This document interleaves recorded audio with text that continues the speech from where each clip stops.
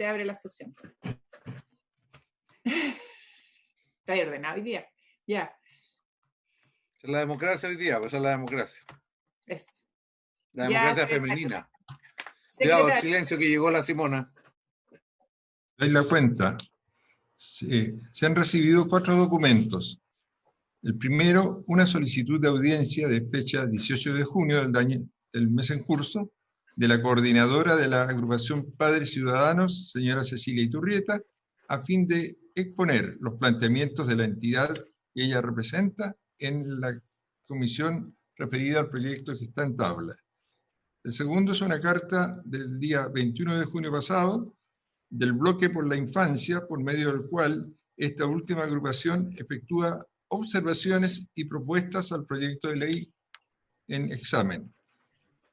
El tercero es un oficio de fecha 22 de junio, esto es del día de hoy, de la Defensoría de los Derechos de la Niñez, señora Patricia Muñoz, a través de la cual hace presente observaciones y propuestas al proyecto de ley en tabla.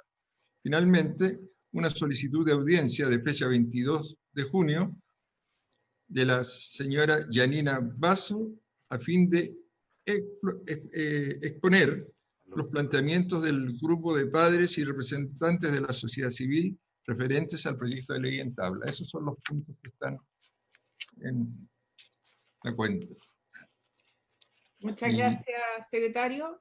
Entiendo que tenemos hoy día una audiencia. Sí. Sería bueno saber en qué estamos. A la sesión de la sesión especial fue invitado el director ejecutivo de la Corporación Comunidad y Justicia, señor Álvaro Ferrer. Está conectado don Álvaro. ¿No está? Está. ¿Está? Entonces le damos la palabra. Don Álvaro. El audio. Ahí se escucha. Ahí sí. Gracias, Álvaro. Gracias a usted. Muy buenas tardes. Muy buenas tardes a los honorables senadores. Muchas gracias por esta invitación. Comenzaré inmediatamente mi exposición. Pido perdón si es que en algún momento se queda pegado el video, como de hecho veo que ya ocurrió. Tengo muy mala señal en el lugar donde vivo, pero espero que se escuche bien. Bueno, muchas gracias por esta invitación. Soy, como usted decía, director ejecutivo de la Corporación Comunidad y Justicia. Esta corporación hace 8 años que realiza una defensa de los derechos humanos en distintas sedes jurisdiccional, legislativa y académica, y es claramente un privilegio para nosotros poder exponer nuestro punto de vista sobre este proyecto de ley. Vengo entonces en representación de esta corporación, también como académico, trabajo en la Universidad Católica, en la Universidad de los Andes, también en la Universidad de Finisterra, pero ante todo como padre, padre de familia. Tengo 6 hijos y esa es la principal experiencia de la cual he aprendido que el mayor bien para todo padre es el bien de sus hijos, y esta va a ser la premisa fundamental de mi exposición. Quisiera comenzar dándole las gracias, no solo por recibirme a los honorables senadores, sino también por el trabajo y esfuerzo desplegado para mejorar este proyecto. Todos hemos sido testigos de la polémica que ha acompañado la tramitación de este proyecto, por eso es que es de justicia reconocer, valorar y agradecer el empeño de ustedes por introducirle las necesarias mejoras. Así que honestamente, muchas gracias. Bien, yo no pretendo hacer hoy día un comentario sobre cada artículo, el tiempo claramente no lo permite, pretendo más bien aprovechar la oportunidad para comentar mi inquietud sobre algunas cuestiones centrales. Y perdonen la obviedad, pero parto por lo siguiente, y es que este proyecto de ley, como cualquier otro, responde siempre a una particular y nunca neutra concepción sobre la persona humana. Insisto en que esto es una obviedad, pero conviene reparar en ella. Es la siempre dejada de lado cuestión antropológica y ética. Surgen algunas preguntas, como por ejemplo, ¿qué tipo de niño es el que promueve este proyecto de ley? ¿Qué tipo de padres asume? ¿Cómo comprende la familia o las relaciones entre los miembros de la familia? Estas y otras preguntas son las que me surgen espontáneamente al revisar y analizar el proyecto. Y así también me surgen ciertas respuestas que conviene poner sobre la mesa. Por ejemplo, partamos por el fin o el objeto del proyecto, que está en el artículo 1. La garantía y protección integral, el ejercicio efectivo y el goce pleno de los derechos de los niños, niñas y adolescentes. ¿Qué es lo que realmente se garantiza y protege? ¿Es la persona de ese niño, niña y adolescente, o en cambio el ejercicio efectivo y el goce pleno de sus derechos. El tenor literal me parece clarísimo, y la respuesta se confirma si seguimos leyendo. Para el logro de ese fin, el artículo 2 mandata a la familia, al Estado, a toda la sociedad a respetar, promover y proteger los derechos de los niños. Toda persona, institución o grupo debe respetar y facilitar el ejercicio de los derechos de los niños. Enseguida, este derecho y deber preferente de los padres a educar, que ha estado en el centro de la polémica en este proyecto de ley, se dice que debe ejercerse mediante la orientación y la dirección apropiadas, de nuevo, para que los niños puedan ejercer sus derechos. Lo mismo se dice en el artículo 7. Por cierto, este derecho y deber preferente de los padres, como dice el artículo 8, debe siempre atender al interés superior de los niños. Y este interés superior, según establece el artículo 11, se entiende como la máxima satisfacción integral de los principios y derechos de garantía que reconoce el artículo 1. Volvemos a ese artículo, ¿y qué es lo que nos dice? Este consiste en el ejercicio efectivo y el goce pleno de los derechos. Indicativo de lo mismo es que el primer elemento que el juez tiene que considerar para determinar el interés superior del niño en el caso concreto sea, como dice el artículo 11, letra A, sus derechos actuales y futuros. En coherencia con ello, el proyecto establece en el artículo 3 cuáles son las reglas de interpretación de las leyes, de las normas reglamentarias que refieran a este proyecto de ley. Y dice, a propósito de estas reglas de interpretación, que deben tenerse presente los derechos y principios contenidos en la Constitución y otras normas. Es decir, el ejercicio efectivo y el goce pleno de los derechos de los niños tienen que interpretarse a la luz de otros tantos derechos. Y agreguemos la perspectiva de género del artículo 14. ¿Y qué es lo que sigue a lo largo de todo el proyecto? Bueno, precisamente ese elenco de derechos a la inclusión, a la atención prioritaria, participación social, difusión, protección social, progresividad y no regresividad, derechos civiles, vivir en familia, indemnidad sexual, etcétera, etcétera, etcétera. Una serie de derechos. Ciertamente podemos discutir mucho sobre el contenido de cada uno de esos derechos, también sobre la posibilidad cierta de que el Estado los pueda garantizar materialmente, incluso sobre su redundancia en relación a otros cuerpos legales que ya los contienen. A efectos de esta exposición yo omitiré esos comentarios, incluso asumiré estar de acuerdo con ese elenco de derechos. La verdad es que no estoy de acuerdo con todos, pero no importa, voy a conceder estar de acuerdo con todos. Porque la verdad, ¿quién podría oponerse a que los niños sean protegidos de una manera tan omnicomprensiva? Sin embargo, la cuestión no es tan sencilla. Pensemos un momento o imaginemos, proyectemos, y esto es parte de la prudencia legislativa, e intentemos ver a ese niño que ejerce efectivamente y goza plenamente cada uno de estos derechos. Miremos a este, entre comillas, niño símbolo en el que se realiza el objeto de esta ley. Yo les comparto lo que veo. Yo, la verdad, no veo a un niño muy contento y tampoco veo a un niño verdaderamente realizado. Lo que sí veo es un niño empoderado, seguro de sí mismo, consciente de su lugar y de todas sus prerrogativas, de sus fronteras, de los ámbitos donde es soberano, seguro de lo que puede hacer, es decir, de su poder frente al Estado, frente a terceros, incluso frente a su familia. Veo un niño capaz de repetir y vivir en función de ese eslogan, de ese lugar común: tu libertad termina donde empieza la mía. Lo veo blandiendo esa espada a los 4 vientos frente a cualquiera, especialmente frente al que se le presente como autoridad. Y es esta paradoja la que me inquieta, porque veo que la realización de la ley no es coincidente con la realización humana de ningún niño. Esta es, como les decía, la cuestión antropológica y ética, y pretendo fundamentarla desde 3 puntos de vista. El primero, respecto del fin o del objeto del proyecto, según recién les refería, es la satisfacción de derechos, no es la realización de la persona. Y estas son 2 cuestiones diametralmente distintas. Y es que la realización de la persona no se agota en tener muchos derechos, ni en su reconocimiento, ni tampoco en su garantía.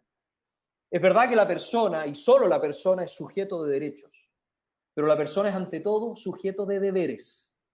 La ley no debe olvidar esta cuestión esencial. Debe recordarla y debe promoverla. Nadie, por ejemplo, es justo por tener derechos, por reclamarlos y por ejercerlos, sino por respetar los derechos a cada cual lo suyo. La justicia no es exigir, La justicia es dar. Exigir sus derechos, de ejercerlos efectivamente y gozarlos plenamente, como dice este proyecto de ley, ¿qué es lo que ocurre? Poco a poco se aísla de los demás, y perdonen, voy a decir una exageración, pero ustedes entenderán la metáfora, se convierte en un tirano, en un dictador. La antropología que subyace a este proyecto y que está expresa en sus normas es contraria al orden de la virtud clásica. Ahora, no por hacerla imposible, no por prohibirla, sino porque promueve algo muy distinto, un sujeto autónomo que se realiza por el goce de sus derechos. Y la realidad es muy distinta. La realización existe por y en la relación con los demás y el cumplimiento de los deberes. Esto se aprende en la familia, donde todos somos responsables de todos, donde cumplimos nuestra responsabilidad no al reclamar nuestros derechos, sino al darnos a los demás con benevolencia, al vivir en la amistad natural, que implica muchas veces renunciar al ejercicio de tal o cual derecho. La segunda razón refiere a los medios. Este elenco de derechos, como otros tantos elencos propios de la modernidad, se fundan en el reduccionismo de la libertad humana, que la entiende como una suerte de inmunidad de coacción, libertad negativa. Soy libre mientras hago lo que quiero en aquel espacio donde nadie puede intervenir. Como dice Gregor Pouping, un jurista francés, en un reciente libro publicado que se titula Mi deseo es la ley. Abro comillas, dice, los derechos humanos así entendidos deberían llamarse los derechos del individuo contra todos, porque funcionan según el principio liberal e individualista de la primacía del bien particular sobre el bien común. Su propósito es defender por principio la libertad individual indeterminada contra los obstáculos sociales. Estos obstáculos son cualquier cosa que limite la capacidad de los individuos para actuar desde el exterior. No solo los reglamentos públicos y su aplicación por las autoridades, sino también las normas religiosas, sociales, culturales, y en particular la familia, que es el lugar donde existen reglas y normas para ordenar la libertad individual. Por eso que la familia educa al condicionar a la persona. Ya diré algo luego sobre la familia. Nótese además la siguiente paradoja que conlleva este elenco de derechos junto al sistema para promoverlos y garantizarlos. Este sujeto autónomo, que es el fundamento de todo el elenco de derechos, curiosamente depende cada vez más del Estado. El Estado es el garante, es el que decide cuáles son esos derechos, cómo deben entenderse, cómo deben ejercerse, reclamarse y protegerse. En tercer lugar, y ahora hablando sobre la familia, y específicamente sobre el derecho y deber preferente de los padres a educar a sus hijos. Según ya refería, el proyecto reconoce y garantiza este derecho-deber de los padres, pero de un modo muy particular. Subordinado al interés superior de los niños, lo cual me parece perfecto, pero entendiendo este interés superior no como el bien de la persona, sino, como les decía, como el mero ejercicio y goce de sus derechos, lo cual me parece que está muy mal. A este propósito resulta elocuente que para la determinación del interés superior, la opinión de los padres, según establece el proyecto de ley, sea solo un elemento a considerar y no un criterio rector y fundante.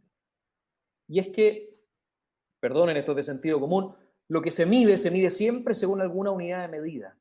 Y los criterios que enuncia el artículo 11 de este proyecto, a su vez, dependen de una particular concepción y comprensión del niño y de su bien. Se produce un absurdo lógico, según el cual el contenido del interés superior del niño se determina a partir de criterios donde ese mismo contenido ya está determinado. Poco importaría, la verdad, este razonamiento circular si eso no revelara una concepción y comprensión del niño como individuo y no como hijo. ¿Qué tiene de preferente el derecho y deber de los padres a educar si se lo reduce a un factor más entre muchos? ¿Qué tiene de preferente, aun cuando se diga que el Estado debe respetarlo, promoverlo y protegerlo, si se lo comprende como una simple facultad de orientación y guía? A esto se reduce la educación. Pensemos en la experiencia de todos nosotros como padres. Simplemente a guiar, a orientar. ¿Y qué pasó con ese clásico conducir y promover? Esto es muy importante. Los padres han de educar, y educar es conducir y promover hacia un fin. Y ese fin es la virtud. Tal vez no todos ocupamos esa palabra, pero estoy seguro que lo que todos los padres aspiramos naturalmente es que nuestros hijos sean las mejores personas posibles, que sean buenas personas, honestas, trabajadoras, generosas, responsables, modestas, fuertes, justas, en una palabra, que sean prudentes. Estén donde estén, hagan lo que hagan y en cualquier circunstancia. La educación de los hijos, y esto desde la tradición más antigua, se sintetiza en que sean prudentes. Y una vez que lo sean y que logren la recta autonomía de su conducta, podrán valerse por sí mismos, podrán emanciparse, como dice el Código Civil. El fin de la educación es la madurez moral de la persona, lo que Platón llamaba la mayoría de edad ética, que consiste en aprender a alegrarse y dolerse como es debido. El problema es que esta prudencia es un hábito, y los hábitos hay que adquirirlos.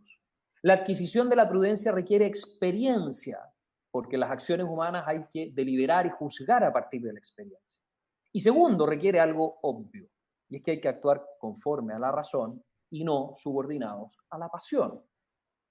Como dice Aristóteles, y esto también es de la experiencia universal, ordinariamente ocurre que en los jóvenes, en los niños, no se da ni lo uno ni lo otro. No tienen experiencia por su edad y por esto, asimismo, actúan más movidos por el placer que por la razón. Es decir, durante la infancia, la niñez y la juventud, estamos frente a una etapa de la vida en que el fin de la educación difícilmente se alcanza de manera perfecta.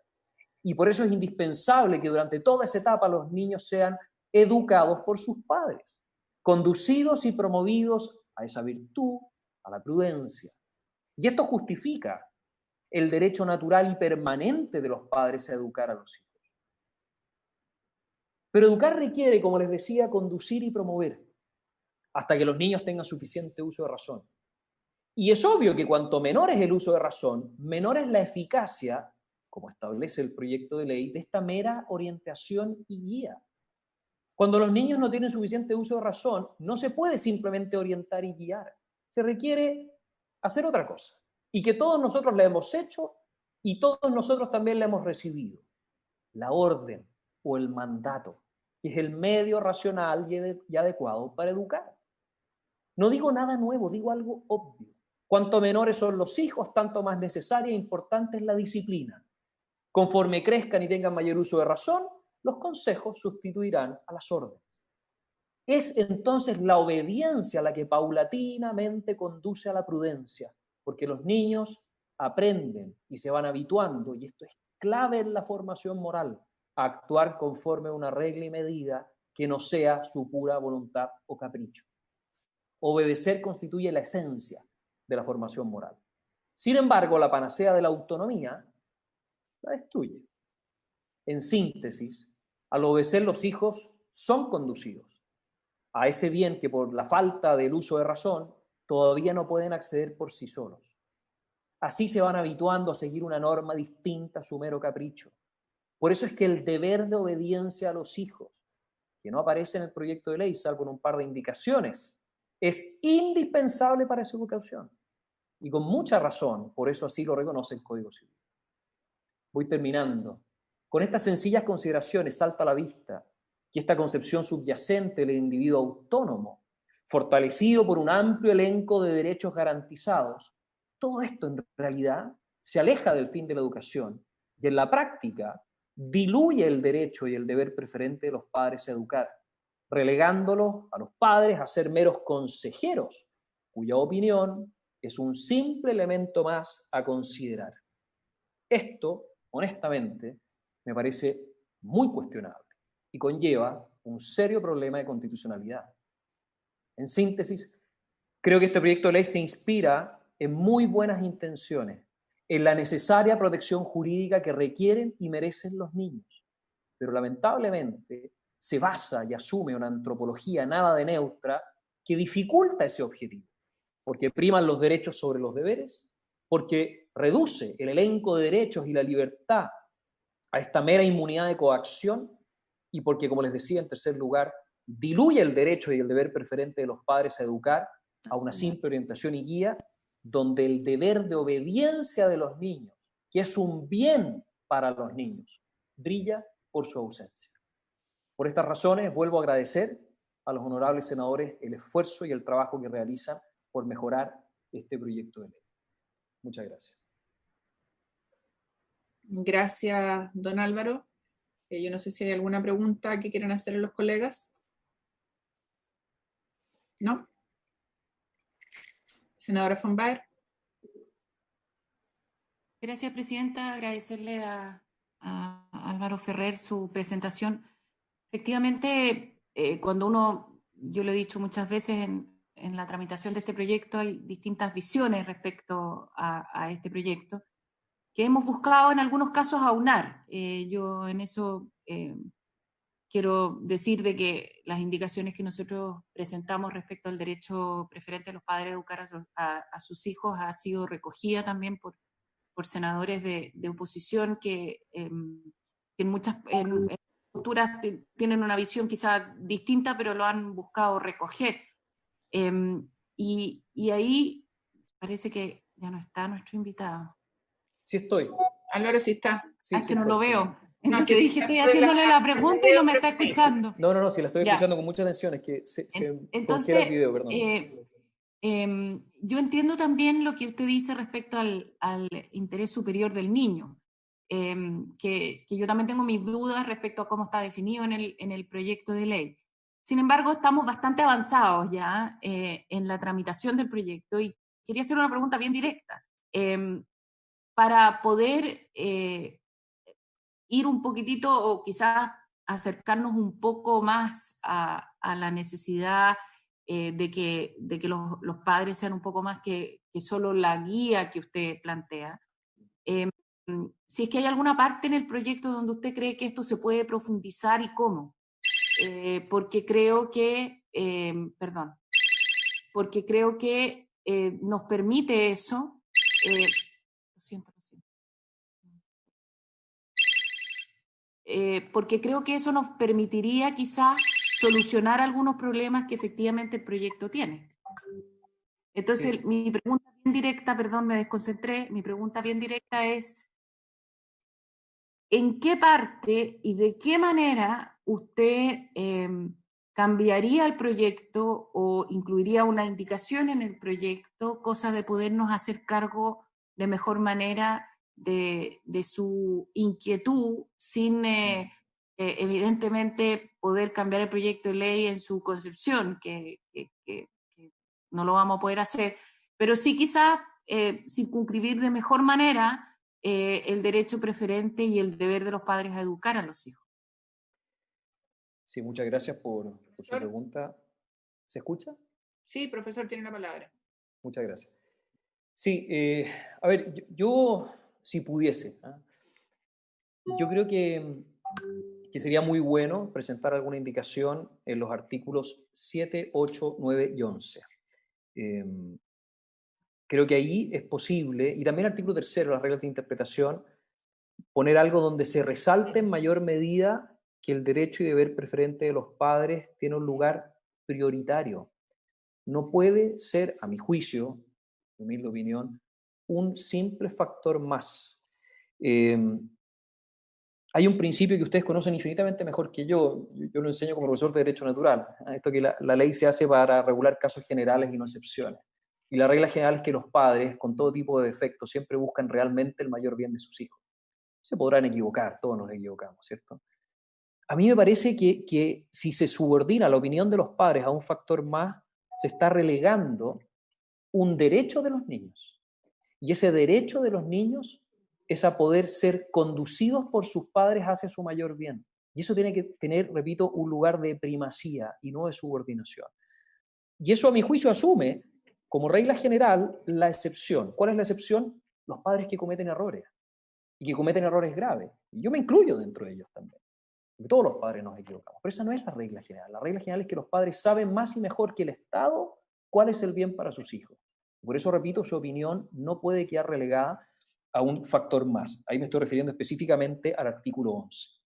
Respecto a la definición del derecho y deber preferente de los padres, ahí también creo que se podría incluir alguna referencia al deber de respeto y obediencia que tienen los niños, como ya lo establece hoy el Código Civil.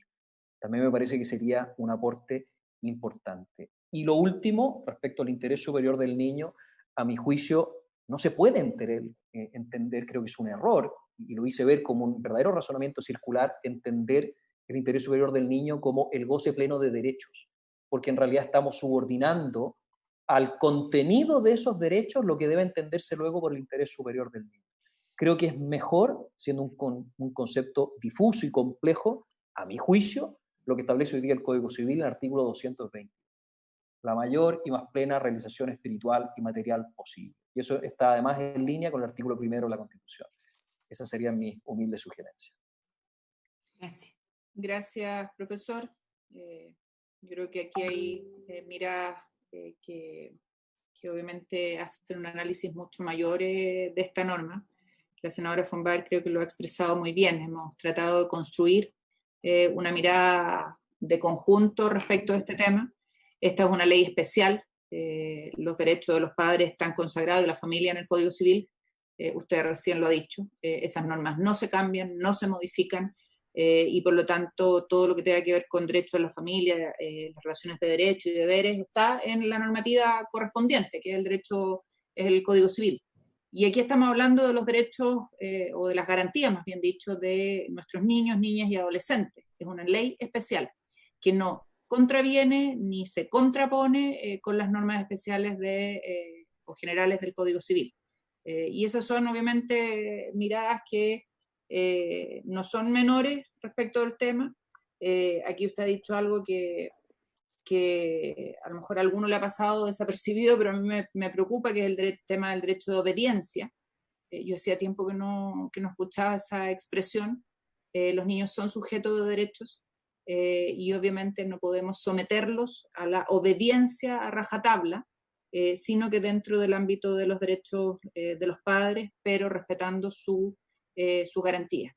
Entonces, insisto, no estamos modificando ni contraviniendo el Código Civil, que es la ley general, sino que estamos legislando en materia particular y especial respecto de las garantías de nuestros niños, niñas y adolescentes, tal como por lo demás hemos consagrado en la ratificación de los tratados internacionales que rigen esta materia. Le agradezco en todo caso, profesor, su versada opinión y su argumento. Y creo que aquí hemos hecho una buena propuesta que hemos construido entre todas y entre todos. Colegas, no sé, el senador Monte, el senador Osandón, si quieren agregar algo. Senador Osandón. ¿No? Ok. Vamos entonces, no tenemos más invitados hoy día, este era el invitado que teníamos, ¿no es cierto, Diego? Ok, entonces pasemos a el articulado. Paso a compartir el ¿Cómo está, comparativo. Blanquita? No había visto. Perdón. ¿Cómo está usted? Y Simona, que había visto la Simona, no había Hola, visto la senadora, Blanquita. bien usted. Estábamos ¿Cómo aquí al ladito nomás. ¿Cómo está la subsecretaria? La subsecretaria está bien, pero su marido está hospitalizado. Así que ahí está sobreviviendo. La leí el otro día en el diario y quedé preocupada, no quise ni escribirle. Sí, ha estado difícil la situación familiar, pero... ¿Pero nada grave? No grave No, todo. no. Ya. No está con oxígeno, pero no está intubado. Entonces, bien dentro de lo normal. Gracias, Blanquita. ¿Senadora? Muchas gracias. ¿No? Ya. Vamos entonces, No, tenemos todos el comparado para poder partir. En todo caso, igual lo puede compartir el secretario en pantalla, pero a mí por lo menos me resulta más fácil cuando lo tengo en mi computador. ¿Lo comparto de igual forma, Presidenta? Sí. Carlos, ¿lo recibiste?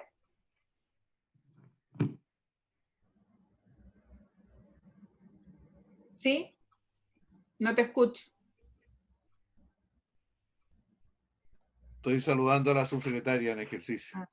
Ya. No, ¿Recibiste el comparado? Sí. Ya. Entonces vamos. ¿En qué página quedamos, Diego? 21, Presidenta. Estábamos en la página 21. Al tiro voy a... Artículo 21. A la Paula no le puso ni número a las páginas. Es que este es nuestro. Lo que yo, Benja, sí me puso el número a las páginas. Y yo lo veo ahora. Pauli, ¿en qué número estamos? Ay, sorry. Te va a retar, Carlos, ¿viste? Siempre me reto, cabrón. Porque si tienen que encontrar algo que está malo. ¿Qué es lo que ¿Cuál es su consulta, senador? ¿En qué página estamos? Artículo Diego, primero. Diego, ¿en qué? Es que no me perdí con los artículos. Senadora, A ver, estamos... el primer pendiente está Sí. en el artículo, claro, no le puse para. Pero, No, pero, Eh, senadora, ¿por qué no Dos. que nos diga Diego, Presi? Dame un Sí. segundo, Ana, para poder ordenarnos nosotros en el nuestro. Sí. Ah, ya, perfecto. ok, Diego, perdón, ¿ya te dijo en cuál? Pauli. que no le Artículo escuché. 2. la página 21, artículo 21 de, digamos, el Sí, comparado... lo que pasa es que el que nos mandó la Pauli no los tiene todos, entonces me perdí, Pauli. ¿Van a votar las propuestas pendientes? Eso debiéramos hacer, Diego, ¿no? Claro, partí por el Ay, No, primero. pero sigamos en el orden que estábamos. Ya. Entonces, Paulina, mándame de nuevo el comparado nuestro. Vale. Un segundo, Ana, por fin. Sí, no hay problema. Gracias. La Paula nos enredó entero. La Pauli no No. No es así. ¿Cómo son? Ya.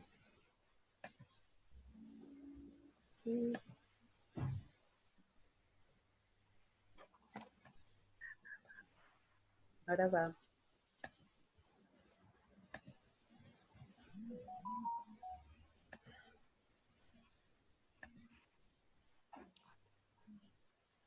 Ya, el que teníamos del 12 de junio, Pauli.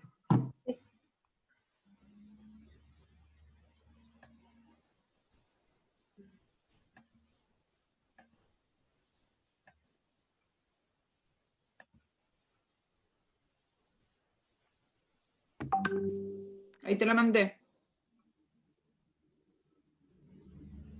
¿Cuál era tu correo, Carlos Montes? gloriacruz47@gmail.com.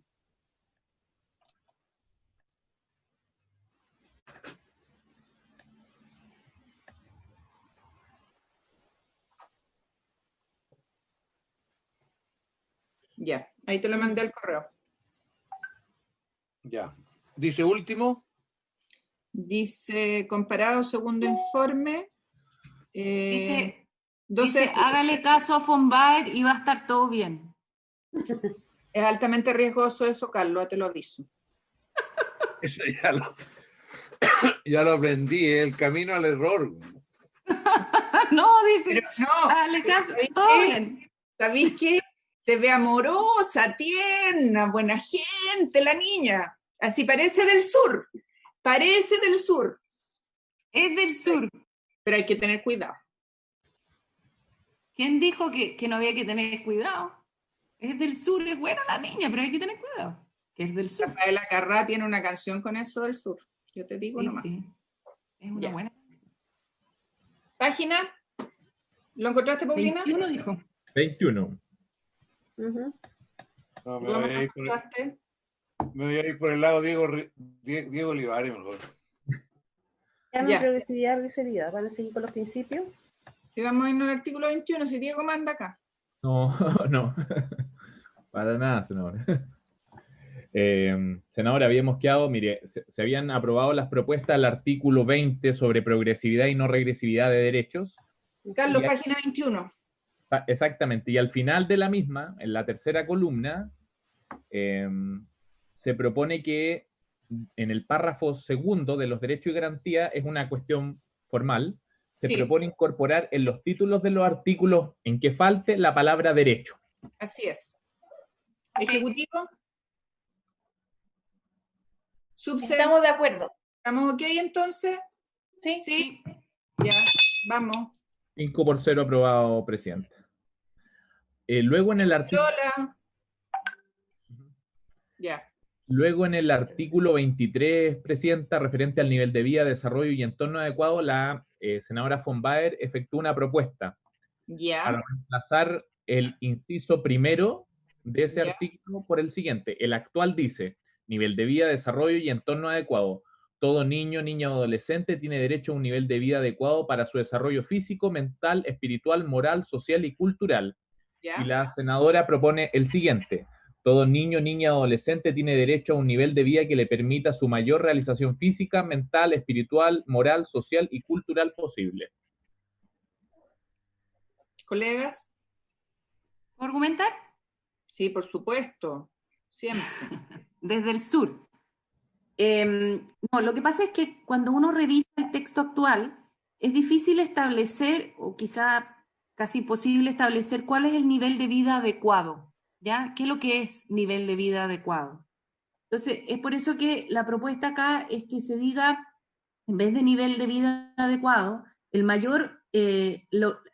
nivel de vida que le permita su mayor realización, ¿ya? Porque eso te permite mucho mejor poner, por ejemplo, si tú tienes un niño que tendría una mejor realización en lo físico, pudiera llegar más lejos si es que tuviera acceso a espacios para hacer deporte, o va a tener un mejor desarrollo si es que tuviera un mejor desarrollo mental, si es que tuviera acceso a horas de especialista.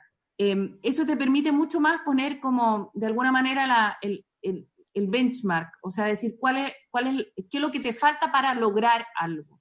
Me parece que es mucho más específico que decir el nivel de vida adecuado, que no... ¿Y cómo lo parafraseaste tú? Yo le puse el nivel de vida que permita su mayor realización. ¿Y puede ser el nivel de vida adecuado que permita su realización? Es que el adecuado es como... No sé qué es lo que es adecuado, pero sí sé, o sea, queda más claro que es lo que le permite su mayor realización. Es por eso que le puse que le permita su mayor realización en lo físico, mental, espiritual, moral, etc. Colegas, Carlos, Cote. Perdón, Jaime. una cosa. ¿Usted lo reemplaza a partir de la segunda frase? ¿El inciso primero o todo? No, solo la segunda frase en el fondo. Yo no tengo problema en ese caso, señora presidenta. Me parece bien. Si entendemos que el adecuado es el mínimo. No, el adecuado está arriba, sí. Sí, por eso. ¿Jimena? Perfecto, ya, sí. En el fondo es una definición de adecuado. Sí, está bien. Jimena. Sí, Jaime. Mira, a mí me parece igual, yo concuerdo con la senadora von Baer que adecuado no es bastante vago, pero el tema es que las categorías que ella señala, las dimensiones que ella observa, puede que nos quedemos cortos en algunas. No sé, estoy pensando en algo cívico, los derechos que tiene el joven, el adolescente a ser consultado. Siento que podemos estarnos quedando cortos, a lo mejor eso requeriría una crítica un poco más profunda. Eso es lo que viene del texto original. Yo tomé en el fondo, lo único que reemplacé fue el adecuado. Sí, a mí entiendo que en el fondo lo que está haciendo la senadora von Baer es darle contenido al adecuado. Así es lo único que hago. No entré en... Ok, y lo que yo digo, y para efecto de la historia de la ley, para que quede consignado que en el fondo ese adecuado es un mínimo. Obvio. Que iría en la línea de lo que dice Jaime, para que no quede tan vago. Jaime. De acuerdo. ¿Lo aprobamos así entonces? Ok. Vamos. Gracias. Pero entonces, presidenta. Sí. Pasamos a la página siguiente, presidenta, la página 23. Ya. La senadora von Baer sugiere eliminar la última oración del inciso tercero, del inciso tercero del artículo 23, que dice así: en particular, deberán promover el acceso a servicios sociales, nutrición, accesibilidad al agua potable y alcantarillado, recreación y a vivir en entornos seguros, inclusivos y adecuados a las especiales características de los niños, niñas y adolescentes. Ya voy a leer el artículo para que se entienda. El inciso, digamos. El inciso dice: los órganos del Estado, en el ámbito de sus competencias, hasta el máximo de sus recursos, de los que pueda disponer, tratándose los derechos sociales, económicos y culturales, adoptarán las medidas apropiadas para velar por la satisfacción de estos derechos a través de políticas y servicios programas de apoyo a los padres y o madres, a la familia, a los representantes legales o a quienes tuvieran realmente cuidado de los niños, niñas y adolescentes, salvo que no sea procedente. Y la senadora quiere eliminar esto que dice, en particular, deberán promover el acceso a servicios sociales, nutrición, accesibilidad del agua potable y el alcantarillado, recreación y a vivir en un entorno seguro, inclusivo y adecuados para las especiales características de niños, niñas y adolescentes. Yo la verdad es que no eliminaría ese inciso, porque no lo obliga a eso, sino que dice en particular eso. Perdón, Presidenta, Ahora. yo tengo, lo que pasa es que yo no sé si es en particular eso u otra cosa. Y puede ser que eso sea ahora importante, pero no en, no sé, 5 años más, y que en particular en 5 años más otra cosa sea más relevante. Eso Pero es lo que ahí me pasa. sí, pero ahí está lo que dice relación con salud, con servicios básicos, con recreación, o sea, yo creo que son las cosas mínimas y es el desde. Yo por eso no lo sacaría. Educación no está ahí. Senador. Que no está educación, por ejemplo, no está deporte. No, recreación sí está. Educación debería estar.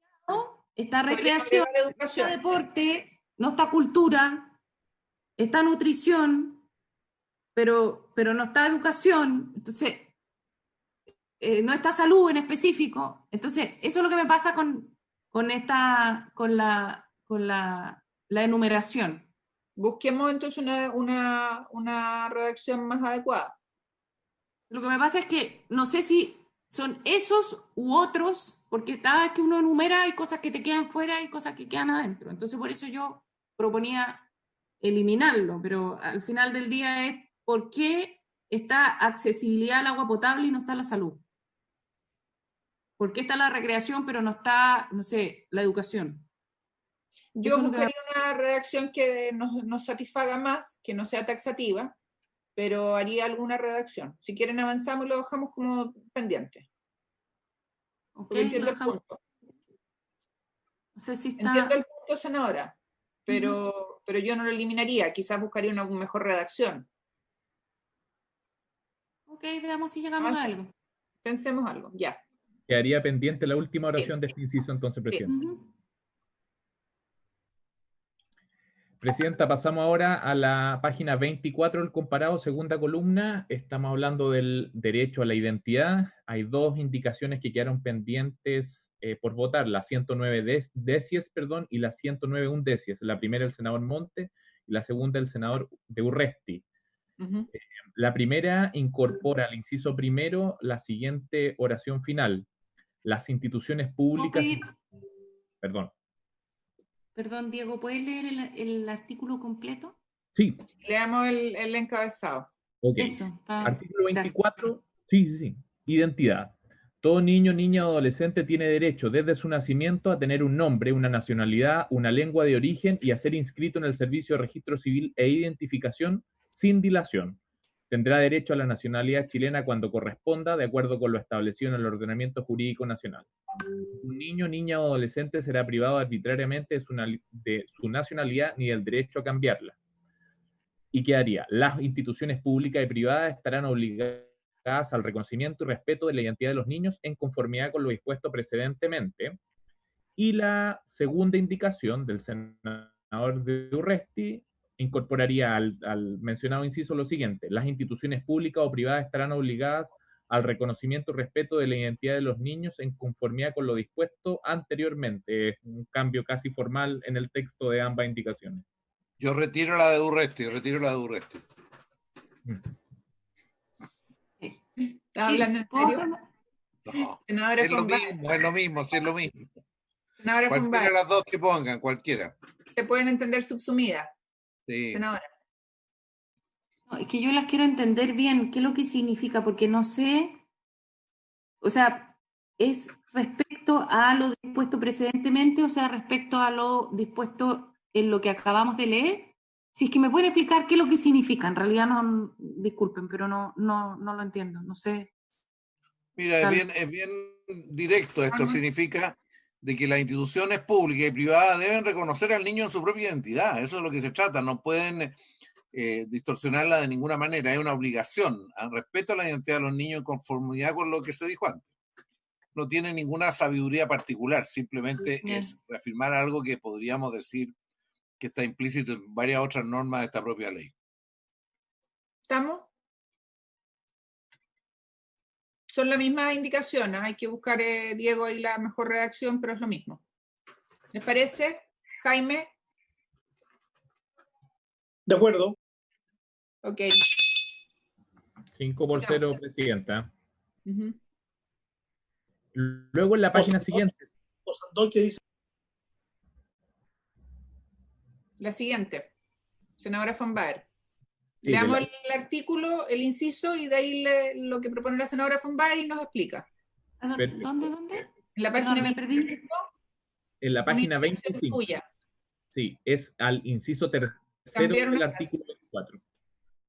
Ya, dice, el inciso dice así: las personas adoptadas tendrán el derecho a buscar y conocer sus orígenes. El servicio encargado de adopciones tomará las medidas oportunas para conservar la documentación relativa a los orígenes de los niños, niñas o adolescentes. Asimismo, proporcionará el asesoramiento, mediación confidencial y ayuda oportunas para hacer efectivo el derecho a conocer sus orígenes en conformidad a la ley. Y la senadora von Baer cambia esa última frase, en conformidad a la ley, por de acuerdo a la normativa de adopción vigente. Esta es la misma nomenclatura que se adoptó en el proyecto de ley del servicio. Está bien, está bien, está bien. Me preocupa una sola cosa, Diego, que a ver si me la pueden aclarar. No sé, senadora, si quiere comentar su indicación. No, ya Diego en el fondo la explicó. Sí, me preocupa respecto de la interpretación acerca de la fecha de vigencia, al momento de aprobarse la norma, al momento de entrar en vigencia la ley. El tema de o sea, aquí tenemos legislación que está en cambio, me preocupa eso. No, pero eso. No, pero mientras no haya cambiado, esa la normativa vigente. ¿Cómo vas a hacerlo respecto a una... ¿Por qué no te gusta de acuerdo a la ley, en conformidad a la ley? No, porque es lo mismo que usamos en el otro y desde mi perspectiva queda mucho más claro que es la normativa vigente. Yo pienso lo mismo que ella. Sí. Súper formal en realidad, ¿no?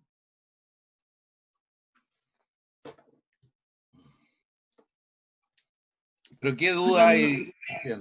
No tengo ni quinta ni sexta lectura, Jimena, si estáis preocupada por esto. Estoy preocupada.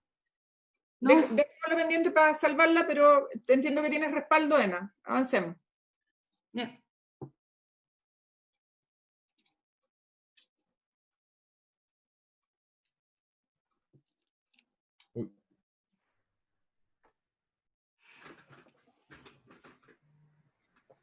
Oye, ¿Osandón está presente? Sí, falla está de meditando. conexión. ¿Está con no COVID o está bien? Ahora. Me voy a reiniciar en el programa. ¿Tiene un problema, Diego? Me va a reiniciar.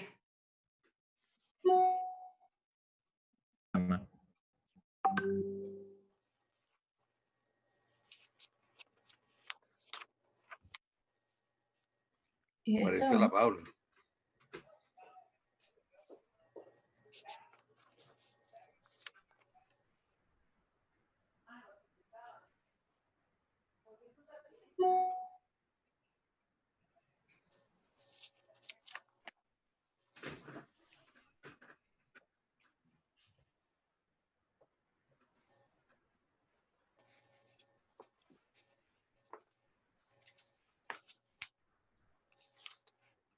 Vengo al tiro.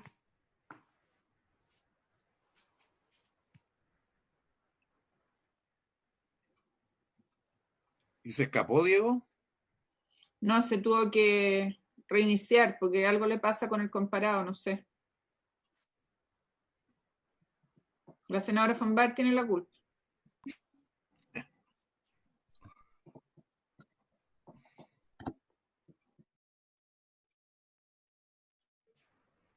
¿Cómo está la Pau? Sí, no, con la conexión, presidenta. Sí, ahora volví. Diego, es que quizás mejor no compartas la pantalla, porque eso hace que tu conexión se caiga. Igual estamos todos con el comparado. Okay.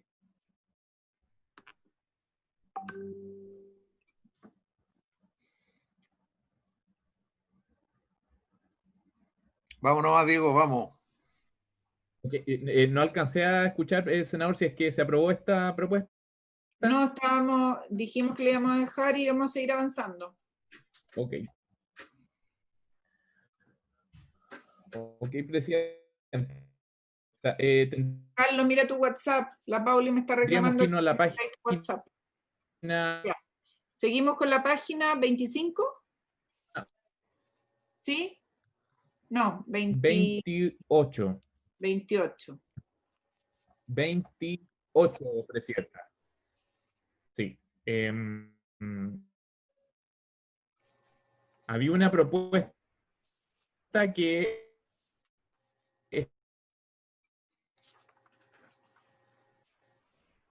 Diego, te escucho. estaba pendiente de votación. Sí.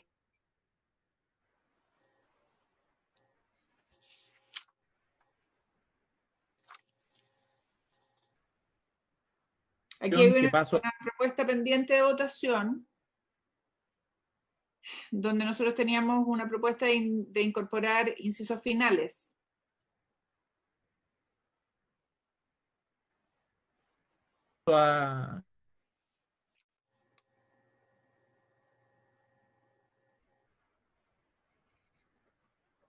Perdemos a Diego. ¿Qué paso a leer, presidente? ¿Ya? Diego, apaga tu video para ver si mejoras la conectividad.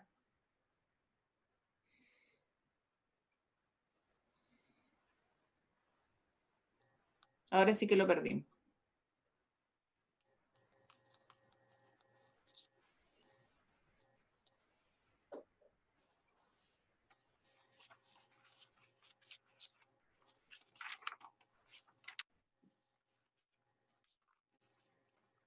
No.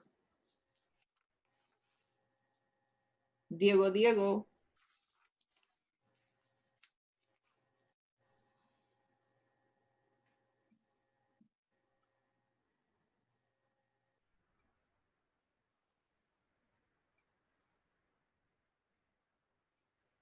Ahí está. Diego, no te escuchamos nada. Sí. Sí, disculpe, presidente, pero la conexión me tuve que conectar con la red del teléfono. Ya. Sí. Presidenta, estábamos en la página 28. Sí. Sí. Había una propuesta pendiente de votación y había una propuesta de incorporar los dos incisos finales. ¿Los paso a leer, presidenta? Ok. Lo que está pendiente más los adicionales. Ok. Lo pendiente. Los órganos de la Administración del Estado, primera columna, adoptarán las medidas necesarias para prevenir y combatir traslado y retenciones ilícitas de niños, niñas y adolescentes en el extranjero, sea por parte de sus progenitores, padres, tutor legal o por cualquier tercero. Asimismo, celebrarán o suscribirán al efecto los acuerdos bilaterales, multilaterales o la adhesión a acuerdos vigentes con países, delegaciones extranjeras u organizaciones no gubernamentales. La propuesta, por su parte, dice lo siguiente. Es obligación del Estado adoptar las medidas necesarias para prevenir y combatir los traslados ilícitos y la retención ilícita de niños, niñas y adolescentes en el extranjero realizados por su padre, su madre, representantes legales, cuidadores o terceras personas, y prestar toda la ayuda necesaria a los afectados con el objeto de poner fin a dicha vulneración de derechos y lograr la reunificación familiar. En particular, la Administración del Estado suscribirá acuerdos bilaterales o multilaterales o adherirá a los acuerdos existentes con otros estados o con organizaciones no gubernamentales que colaboren en la prevención y solución de traslados y retenciones ilícitas de niños, niñas y adolescentes. Se ofrece la palabra. Ejecutivo, Blanquita. Subsecretaria. Gracias, presidenta. Nosotros, en términos generales, estaríamos ok con esta adición. El único comentario es que en el segundo inciso, poner en particular la Administración del Estado suscribirá cuando corresponda acuerdos bilaterales, multilaterales, etcétera, que no necesariamente siempre corresponde. El resto estaríamos ok con dejarlo así. ¿Les parece? Bien. Sí, aprobamos los tres. No, dos. Ya. Gracias. 5-0 entonces, presidenta. Sí. Luego, en la página 29, presidenta, también había otra propuesta pendiente de votación sobre derechos sexuales. que paso a leer. Los niños, niñas y adolescentes serán protegidos contra cualquier tipo de coacción con móvil discriminatorio por razones de orientación sexual, identidad o expresión de género. Los órganos de la administración crearán y fomentarán programas sobre los derechos sexuales y respeto a la diversidad de los niños, niñas y adolescentes, que incluya, en su caso, el acompañamiento social a quienes lo soliciten sin perjuicio de la posibilidad del servicio a ofrecerlos libremente. La senadora von Baer propone agregar una oración final en dicho precepto del siguiente tenor. Lo anterior, sin perjuicio de lo establecido en el artículo 8 de la presente ley. Y la propuesta, presidenta, de los honorables senadores señora Rincón y señores Monte y Quintana dice así. Se propone eliminar el título de este artículo y trasladar su contenido como nuevo inciso quinto del artículo referente a la protección contra la violencia bajo el siguiente tenor. Los niños, niñas y adolescentes serán protegidos de cualquier tipo de violencia sexual o coacción por razones de orientación sexual, identidad o expresión de género. Los órganos de la administración, en el ámbito de sus competencias, difundirán información sobre su derecho a la intimidad sexual, sobre la salud, la seguridad y el autocuidado afectivo y sexual, y el respeto a la diversidad, de acuerdo a las diferentes etapas de su desarrollo.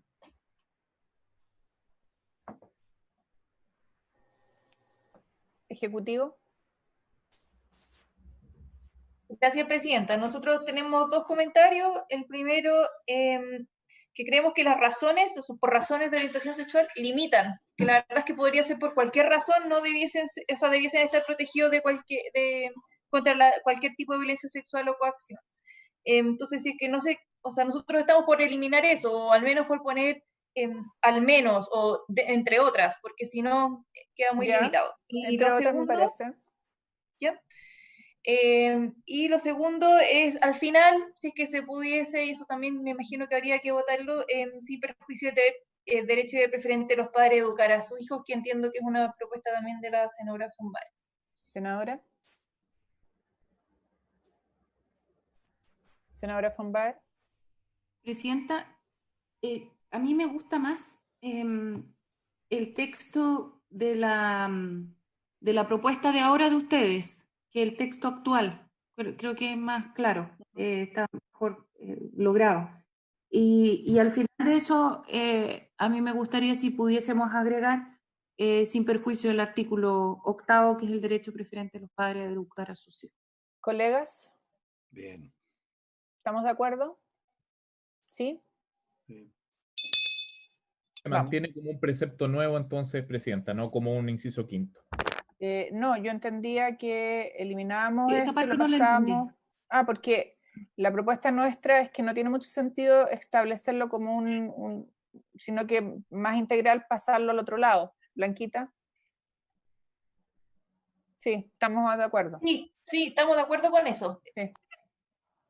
¿A dónde lo estamos pasando? Perdón, lo perdí. Lo estamos poniendo como un nuevo inciso quinto del artículo referente a la protección contra la violencia. En la página 40.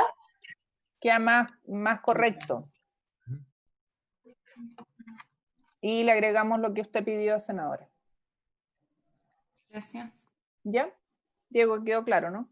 ¿Lo están poniendo en la protección contra la violencia? Sí. Exacto, como un inciso ahí, senadora von Baer. ¿Ya? Ok. 5 por 0, Presidenta. Sigamos. Ok. Presidenta, tendremos que ir ahora a la página 33, referente al artículo 29 sobre libertad de asociación y reunión. Había una votación pendiente referente al inciso segundo de ese artículo, el que paso a leer. Ningún niño, niña o adolescente puede ser obligado a ingresar a una asociación ni a permanecer contra su voluntad. La propuesta es incorporar luego de la expresión permanecer la locución en ella, que haría ningún niño, niña o adolescente puede ser obligado a ingresar a una asociación ni a permanecer en ella contra su voluntad.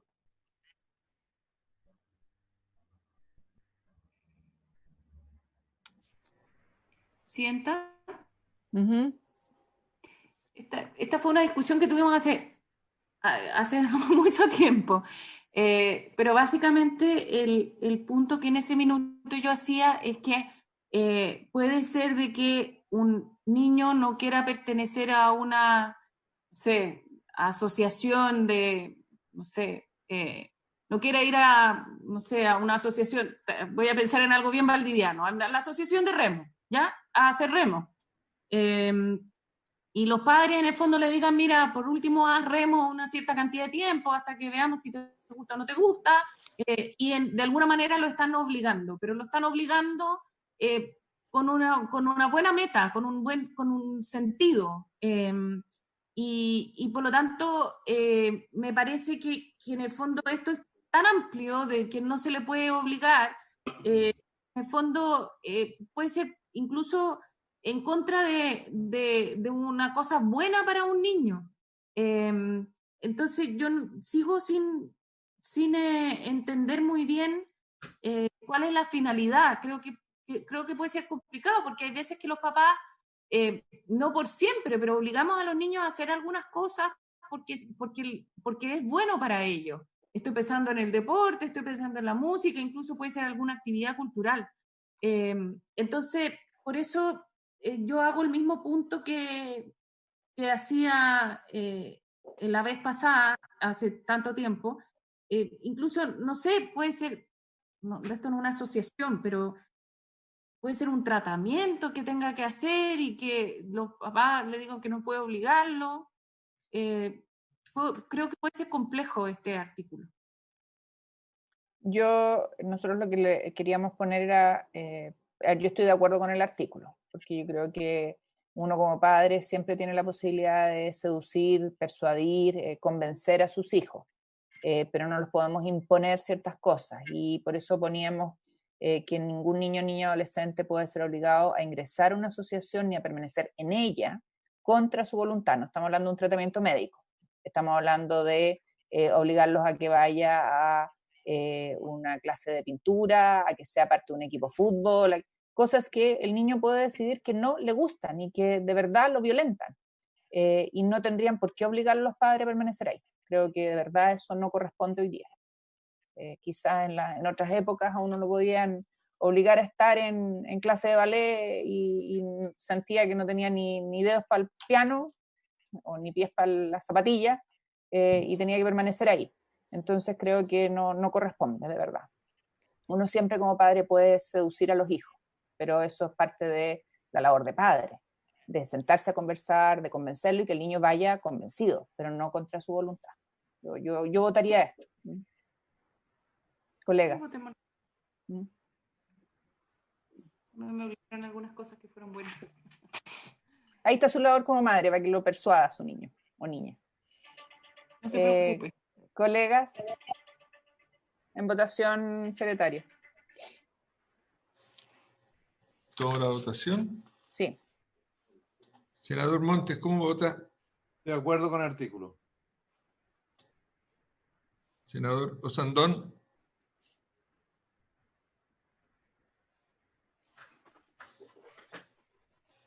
Senador Osandón, ¿cómo vota?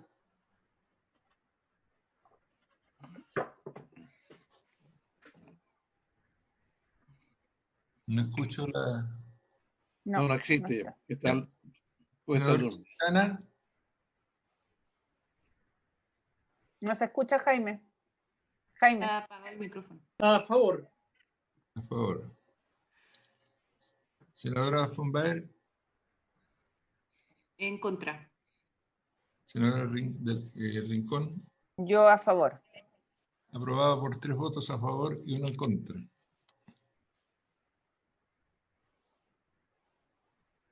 Aprobado el inciso segundo. Ok, con el agregado de ella, para que se quede claro que es esa y no otra. Ya. Sigamos. En esa misma página 33, Presidenta, estaba el otro inciso pendiente del siguiente tenor. Los niños, niñas y adolescentes tienen derecho a tomar parte en reuniones públicas y manifestaciones pacíficas convocadas de acuerdo con lo establecido en la ley. La senadora von Baer propone ingresar al final del artículo, un nuevo inciso que diga: todo lo anterior sin perjuicio de lo establecido en el artículo 8º de la presente ley. Esta sería una propuesta que iría al final de estos incisos. Como propuesta propiamente a este inciso existe la siguiente, tercera columna que empieza en la 33 y termina en la 34. Los niños, niñas y adolescentes tienen derecho a tomar parte en reuniones públicas y manifestaciones pacíficas convocadas conforme a la ley, sean de carácter festivo, deportivo, cultural, artístico, social, religioso o de cualquier otra índole, en compañía de sus padres y o madres, otros adultos responsables o por sí solos, si su edad y el grado de autonomía con el que se desenvuelven así lo permitiera. Y agrega un otro inciso. Y agrega otro inciso que, claro, que ese, digamos, tiene el correlato también en la primera columna. ¿Lo paso a leer al tiro, Presidenta? Sí. Lo que estaba pendiente, asimismo, y en las mismas condiciones, también tienen derecho a promoverlas y convocarlas por sí mismo en atención a su edad y condiciones de madurez o con la autorización expresa de sus padres o madres, los representantes legales o los que tengan al niño, niña o adolescente legalmente solicitado. La propuesta dice así: asimismo, tienen derecho a promover y convocar reuniones y manifestaciones públicas de conformidad a la ley o por sí mismos si su edad, grado de madurez y la autonomía... Francisco, Ya.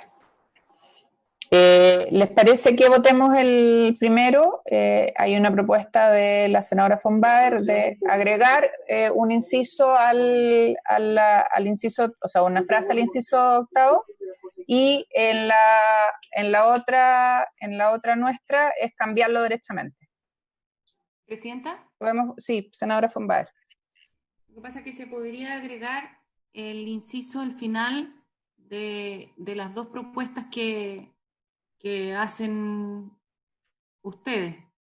Es que yo creo que son distintos, senador, en este caso, porque lo que decimos es que tienen que ir con sus padres o si su grado de autonomía lo permite, no es necesario. Yo en este caso no estoy de acuerdo y preferiría votarla.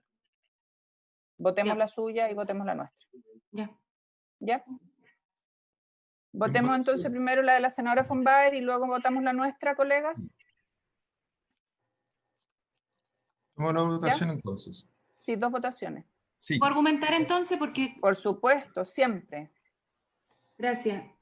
Lo que pasa es que si es que primero no se sabe cuál es, no está definido acá y no sé quién va a definir cuál es la edad a partir de la cual los niños pueden asistir solos a una manifestación. Y lo que sucede es que si es que los niños dentro de la manifestación también generan daño, alguien tiene que hacerse responsable de esos daños. Y no son los niños los que se van a hacer responsables de los daños, sino que son los padres los que se van a hacer responsables de los daños. Y si los padres no saben que los niños van a asistir a esta manifestación, difícilmente pueden hacerse cargo de los daños. Y entonces la ley va a entrar en un problema, porque los niños, por una parte, se les dice que tienen derecho a asistir sin permiso a una manifestación, y por lo tanto los niños van a poder asistir sin pedirle permiso antes de los 18 años, o sea, antes de ser mayores de edad, a una manifestación. Van a la manifestación, generan un daño en la manifestación, son tomados, o sea, los carabineros se da cuenta de esto, finalmente son citados los padres, y los padres nunca les preguntaron, y los papás van a decir, sí, pero tiene derecho a asistir sin pedirme permiso. Entonces, aquí hay una tensión real entre los derechos y los deberes. Si es que los niños pueden asistir según su grado de madurez, entonces tienen que ser responsables por lo que ahí suceda. Y resulta que como son menores de edad, no van a ser responsables por lo que ahí suceda.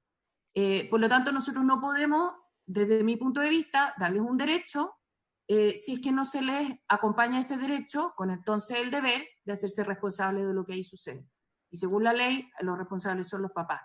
Y entonces, los papás solo pueden ser responsables si es que se les pide permiso. Y si no se les pide permiso porque tienen derecho a asistir sin pedirles permiso, entonces tenemos un problema que no tenemos un derecho no acompañado por un deber frente a la sociedad, el derecho de manifestarse, pero luego el deber de hacerlo dentro del marco de la ley, ahí los niños no cumplen completamente porque son menores de edad. Por lo tanto, es que yo planteaba que esto sea siempre recurriendo al artículo 8º, que es el derecho preferente de los padres a educar a sus hijos, y por lo tanto los niños tendrían que de alguna manera ponerse de acuerdo con los papás también en este tema. Yo, a ver, no creo que he contado esta experiencia otras veces, pero aquí el derecho de los padres y la responsabilidad de los padres no está en cuestión. Y el tema es si la ejercen o no la ejercen. Y el problema es que es más fácil decir, mi hijo fue sin mi permiso, que preocuparse de dónde anda su hijo y estar permanentemente en compañía de los hijos. Entonces yo creo que esto es súper importante de tener claro. Aquí lo que estamos haciendo es legislando para garantizar los derechos de los niños, niñas y adolescentes, no para quitarle derecho a los padres.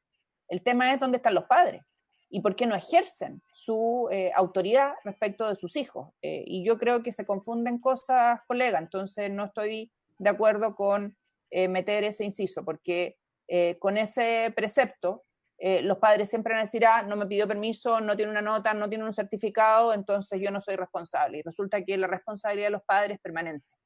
Y eso está ya regulado en nuestro derecho positivo. Yo votaría, por favor. Perfecto.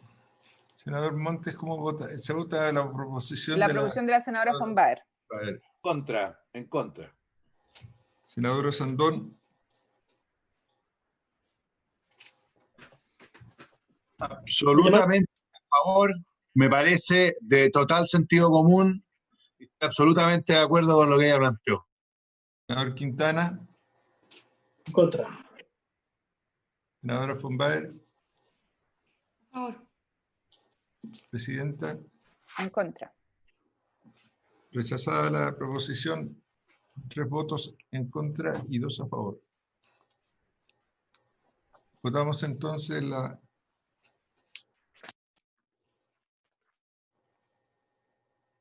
otra proposición, ¿no? Sí. Senador Montes, ¿cómo vota usted? A favor. Senador Sandón.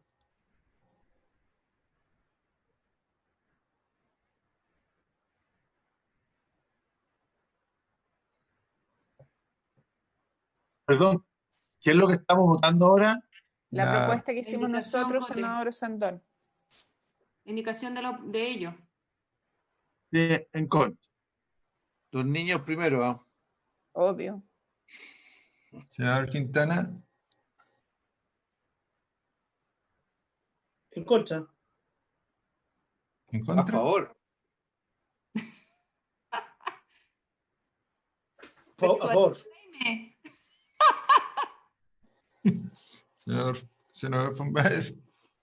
Perdón, pero no está Jota, pues. Él no puede cambiar su voto así nomás, pues. Ya lo hizo en el postnatal, ahora ¿qué pasó con esto? Puede llamar a Moreira. Presidenta, ponga orden, por favor, en este caballero. Yo siempre pongo orden, siempre. Ya, senadora von Baer. Bueno, yo voy a votar en contra. Lo que sucede acá no es que los padres, porque se puede decir dónde están los padres para cuidar a sus hijos. Lo que pasa es que los padres pueden ejercer esa autoridad si es que la ley no se las quita. Y lo que hace este inciso es quitarle esa autoridad a los padres, porque dice que los hijos tienen derecho a participar y por lo tanto los padres no van a poder decirles que no está bien que participen, porque la ley les está dando ese derecho, sin acompañarlo por un deber. Y por lo tanto, no es que los padres no... Podemos tener papás sumamente preocupados y muy comprometidos, pero que se terminan enfrentados entonces en tribunales con sus hijos por la disposición tal cual como está puesta acá, porque le entrega el derecho a los niños, pero, y por lo tanto en ese minuto se lo está sustrayendo a los padres, así que yo voto en contra. Presidenta. Yo voy a fundamentar mi voto. Lo que estamos haciendo acá es justamente lo contrario, diciéndole que a la comunidad y a los niños, niñas y adolescentes que tienen derecho a formar parte de todo tipo de reuniones, actividades públicas convocadas conforme a la ley, festivas, deportivas, culturales, artísticas, sociales, regionales o cualquiera, en compañía de sus padres y de madres u otro adulto responsable, o por sí solos cuando su grado de autonomía se los permita. Por lo tanto, aquí es simplemente reconocer que los niños y niñas se desarrollan con sus papás, con sus familias, con los responsables, hasta que obviamente van adquiriendo autonomía, y eso depende de cómo los padres están o no están relacionándose con su hijo. Aquí lo que le estamos diciendo a los padres es que tienen que estar en contacto permanente y educando a sus hijos. Así que yo voto absolutamente convencida y a favor. Aprobada la proposición 3A2.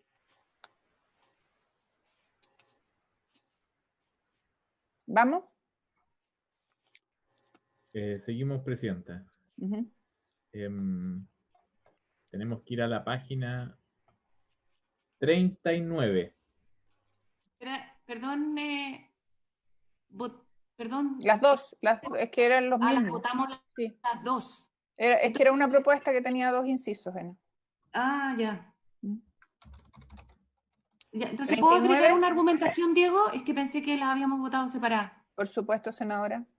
Gracias, Presidenta, no, lo que pasa es que lo que dicen la indicación es que esto según el grado de madurez y autonomía en la que se desenvuelven y así lo permitieron. Y no queda claro quién la define y no la van a poder definir los padres en este caso. Gracias. Solo para que lo agregue. Aquí está todo el tema de acompañamiento y guía y educación de los padres o de los responsables a cargo. Ya. 39. Artículo 34. Exactamente. Se propone agregar una oración final al inciso segundo. Voy a leer todo. Eso, para que se entienda. Para contextualizar. Artículo 34. Protección contra la violencia. Todo niño, niña y adolescente tiene derecho a ser tratado con respeto. Ningún niño, niña o adolescente podrá ser sometido a violencia, malos tratos físicos o psíquicos, descuidos o tratos negligentes, abusos sexuales o de cualquier otra índole, venta, trata, explotaciones, tortura u otro trato ofensivo o degradante. Toda forma de maltrato a un niño, niña o adolescente, incluido el maltrato prenatal, está prohibido y no puede justificarse por ninguna circunstancia.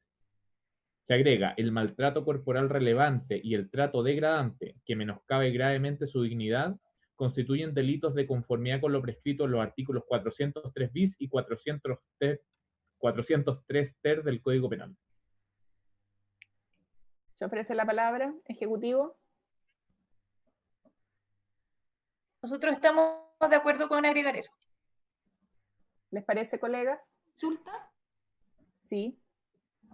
Quisiera entender por qué se hace la alusión específica aquí. ¿Podemos leer, Diego, el artículo del Código Penal? Porque así se queda más claro. Sí, lo busco al tiro. Por favor, porque creo que es importante además para la historia de la ley. Sí, el 403 eso hablan precisamente sobre el maltrato relevante, el que no requiere reiteración para configurarse. Acá lo encontré. Lo busco al tiro. ¿Qué número vamos, Presidenta? Estamos en el artículo 34, página 39 final y 40 principio. Gracias. De nada. Diego. Sí, acá lo encontré. Leo el artículo 403 bis del Código Penal. El que, de manera relevante, maltratare corporalmente a un niño, niña o adolescente menor de 18 años, a una persona adulta mayor o a una persona en situación de discapacidad en los términos de la ley número 20.422, será sancionado con prisión en cualquiera de sus grados o multa de 1 o 4 unidades tributarias mensuales, salvo que el hecho sea constitutivo de un delito de mayor gravedad. El que teniendo un deber especial de cuidado o protección respecto a alguna de las personas referidas en el inciso primero, la maltratare corporalmente de manera relevante o no impidiere su maltrato debiendo hacerlo, será castigado con la pena de prisión menor en su grado mínimo, salvo que el hecho fuere constitutivo de un delito de mayor gravedad, caso en el cual se aplicará solo la pena asignada por la ley a este. Y el 403 ter dispone: el que sometiere a una de las personas referidas en los incisos primero y segundo del artículo 403 bis a un trato degradante, menoscabando gravemente su dignidad, será sancionado con la pena de presidio menor en su grado mínimo. El Ejecutivo está de acuerdo y le ofrezco la palabra a los colegas. ¿Esta es la última, Presidenta? ¿Esta? No, nos quedan algunas más. Pero estamos a la hora, ¿no? Ya, veamos esta y terminamos aquí. Ok, presidente. Ya, yo tengo una sola duda acá, pero Sí. podemos dejarla. Yo La dejamos necesito pendiente, no hay problema. Gracias. De nada. Se agradece entonces, colegas, y revisemos con el Ejecutivo esas que quedaron pendientes por redacción. Perfecto, Claro. presidente. Gracias, muchas gracias a todos. Gracias a usted. Chao, chao. Chao. Muy bien. Gracias, Jaime, Carlos, Cotena, y a Gracias, la Paula. subsecretaria Simona y a nuestros equipos. Paula. Gracias, Luis. Gracias, Diego. Paulina. Chao, chao, senadora. Chao, Luis. Después, no, es que quiero que para la próxima tener el texto actualizado. Sí, Porque me di aquí cuenta,